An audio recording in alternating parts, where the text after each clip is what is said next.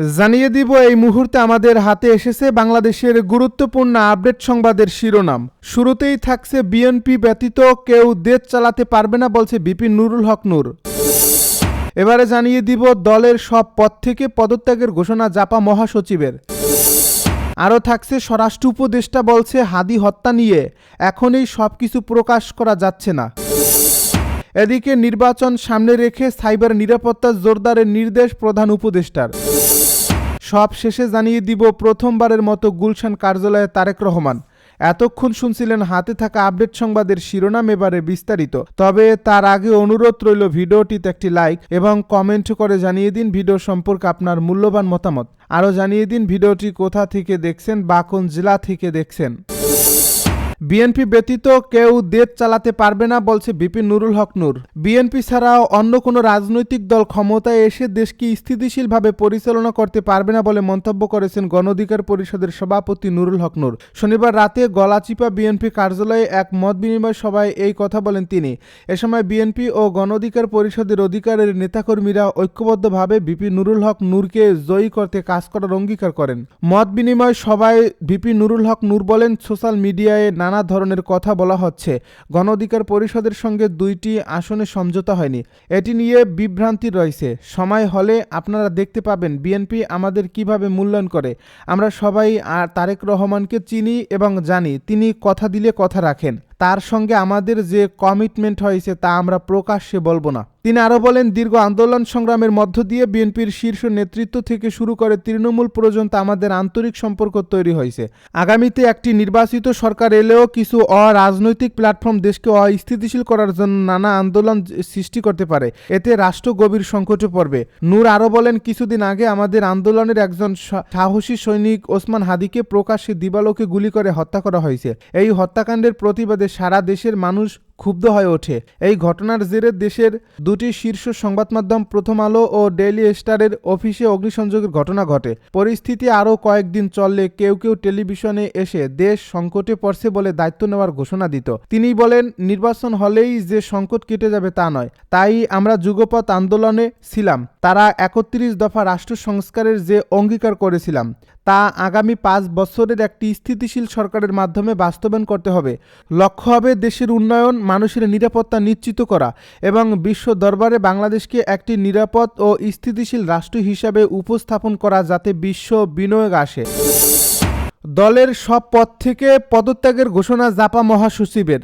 জাতীয় পার্টির মহাসচিব আহসান হাবিব লিংকন দলটির সব পদ থেকে পদত্যাগের ঘোষণা দিয়েছেন। একই সঙ্গে আসন্ন ত্রয়োদশ জাতীয় সংসদ নির্বাচনে স্বতন্ত্র প্রার্থী হিসেবে অংশ নেবেন বলে জানিয়েছেন তিনি। শনিবার রাত 1টার দিকে সামাজিক যোগাযোগ মাধ্যম ফেসবুকে দেওয়া এক পোস্টে আহসান হাবিব লিংকন এসব তথ্য জানান। রাত 1টার কিছু সময় পর ফেসবুকে দেওয়া পোস্টে নিজের একটি ছবি যুক্ত করে আহসান হাবিব লিংকন লেখেন, স্বপ্ন ছিল আমার সততা, নিষ্ঠা ও দেশপ্রেম দিয়ে সারা জীবনের অর্জিত সুনাম সুখ্যাত নিয়ে নিজের অর্জিত মেধা ও যোগ্যতা দিয়ে বাকি জীবনটুকু শহীদ জিয়া এবং দেশমাতা বেগম খালেদা জিয়ার সুযোগ্য সন্তান বিএনপির ভারপ্রাপ্ত চেয়ারম্যান তারেক রহমানের ঘোষিত 31 দফা ও দেশ পরিচালনার অবদান রাখব। কিন্তু হায়, আমাকে আসন্ন জাতীয় সংসদ নির্বাচনে প্রার্থী হিসেবে মনোনীত করেনি। আহসান হাবিব গণমাধ্যমকে বলেন, বিএনপির সঙ্গে জোটে ছিলাম, কিন্তু এবার আমরা 6 জনের নাম দিয়েছিলাম। পিরোজপুর 1 আসনে দলের চেয়ারম্যানকে আসন দেওয়া হয়েছিল, কিন্তু চেয়ারম্যান অসুস্থ হয়ে হাসপাতালে ভর্তি। চেয়ারম্যান নির্বাচন করবেন না। অনেক ছোট ছোট দলকে 3টা 4টা করে আসন দেওয়া হয়েছে, সেখানে আমাদের অবজ্ঞা করা হয়েছে। তিনি আরও বলেন, দলের চেয়ারম্যানের কাছে পদত্যাগপত্র পাঠাবো। একই সঙ্গে স্বতন্ত্র প্রার্থী হিসেবে নির্বাচন করতে আজ মনোনয়নপত্র সংগ্রহ করব। হাদিকে হত্যা নিয়ে এখনই সবকিছু প্রকাশ করা যাচ্ছে না বলছে স্বরাষ্ট্র উপদেষ্টা। তদন্তের স্বার্থে এবং প্রকৃত অপরাধী ও মদতকারীদের শনাক্তকরণের জন্য এখনই শরীফ ওসমান হাদি হত্যাকাণ্ডের সবকিছু প্রকাশ করা যাচ্ছে না বলে জানিয়েছেন স্বরাষ্ট্র উপদেষ্টা লেফটেন্যান্ট জেনারেল মোহাম্মদ জাহাঙ্গীর আলম চৌধুরী। রোববার সচিবালয়ে আইনশৃঙ্খলা সংক্রান্ত কোর কমিটির সভা শেষে উপদেষ্টা সাংবাদিকদেরকে কথা বলেন। তিনি বলেন, অন্তর্বর্তী সরকার জুলাই গণ অভ্যুত্থানের সম্মুখ সারির যোদ্ধা শরীফ ওসমান বিন হাদির হত্যাকাণ্ডের ঘটনায় ন্যায় বিচার নিশ্চিতকরণে বদ্ধপরিকর। প্রকৃত ঘটনা উদ্ঘাটনে পুলিশ, বিজিবি, র্যাব ও অন্যান্য গোয়েন্দা সংখ্যা নিবিড় ও সমন্বিতভাবে কাজ করে যাচ্ছে। উপদেষ্টা বলেন, এ হত্যাকাণ্ডের তদন্তে যথেষ্ট অগ্রগতি সাধিত হয়েছে। তদন্তের স্বার্থে এবং প্রকৃত অপরাধী ও মদতকারীদের শনাক্তকরণের জন্য এখনই সবকিছু প্রকাশ করা যাচ্ছে না। তদন্তের স্বার্থে যে অংশটুকু জনসম্মুখে প্রকাশ সম্ভব তা আপনাদের সামনে তুলে ধরছি।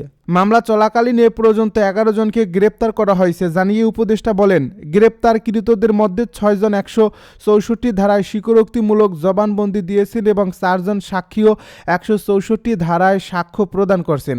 এই হত্যাকাণ্ডের ঘটনায় জব্দ করা উল্লেখযোগ্য আলামতসমূহ হল হত্যাকাণ্ডে ব্যবহৃত 2টি বিদেশি পিস্তল, 52 রাউন্ড গুলি, ম্যাগাজিন ও ছোরা, হত্যাকাণ্ডে ব্যবহৃত মোটরসাইকেল ও ভুয়া নম্বর প্লেট, ঘটনাস্থল থেকে হত্যাকাণ্ডের ব্যবহৃত গুলির খোসা, বুলেট, ভিডিও চিত্র, সিসিটিভি ভিডিও ফুটেজ ও অন্যান্য আলামত এবং প্রায় 53টি অ্যাকাউন্টের মোট 218 কোটি টাকার স্বাক্ষরিত চেক। এ হত্যাকাণ্ডের ঘটনায় দায়েরকৃত মামলার অগ্রগতি বিষয়ে আজ বেলা 11টায় ডিএমপি একটি প্রেস ব্রিফিংয়ের মাধ্যমে বিস্তারিত জানায়।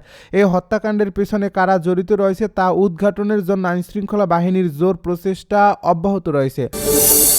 নির্বাচন সামনে রেখে সাইবার নিরাপত্তা জোরদারের নির্দেশ প্রধান উপদেষ্টার। আগামী সংসদ নির্বাচন ও গণভোট সামনে রেখে সব ধরনের সাইবার নিরাপত্তা নিশ্চিত করার নির্দেশ দিয়েছেন জাতীয় সাইবার সুরক্ষা কাউন্সিলের চেয়ারম্যান প্রধান উপদেষ্টা প্রফেসর মোহাম্মদ ইউনূস। রোববার রাষ্ট্রীয় অতিথি ভবন যমুনায় প্রধান উপদেষ্টার সভাপতিত্বে অনুষ্ঠিত জাতীয় সাইবার সুরক্ষা কাউন্সিলের সভায় তিনি এর নির্দেশ দেন। প্রধান উপদেষ্টা বলেন, আগামী নির্বাচনকে কেন্দ্র করে আমাদের তথ্য প্রযুক্তিগত সক্ষমতা বাড়াতে হবে এবং সব ধরনের সাইবার অপরাধকে কঠোরভাবে মোকাবেলা করতে হবে।